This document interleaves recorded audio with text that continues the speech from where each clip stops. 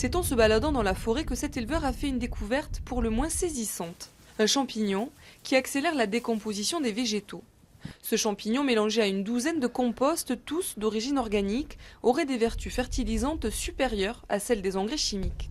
J'ai sélectionné des champignons qui poussaient sous ces arbres-là. Et petit à petit, j'ai travaillé sur ces souches. Ce sont des champignons qui réorganisent toute cette matière organique en acide humique. Et ça, c'est ce que fait le produit et c'est ce qui fait la richesse du produit. Résultat des sols plus riches et 100% naturels. Car l'enjeu est bien là, remplacer dans les exploitations les engrais chimiques par ce fertilisant. Le produit originaire de l'Aveyron a pu être testé sur la traditionnelle race Aubrac.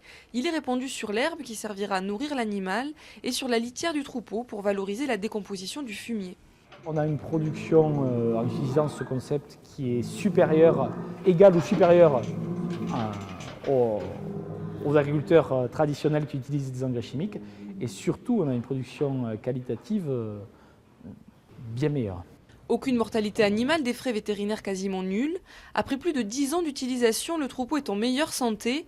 Pour l'éleveur, cette transition vers une agriculture plus naturelle est inévitable. On vient de vivre 40 ans de production en outrance, pas toujours bien maîtrisée. Il fallait nourrir à tout prix une population grandissante.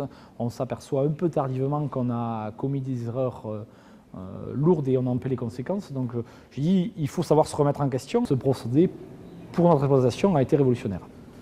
Pas question alors de divulguer la recette, les portes de l'usine de fabrication resteront fermées.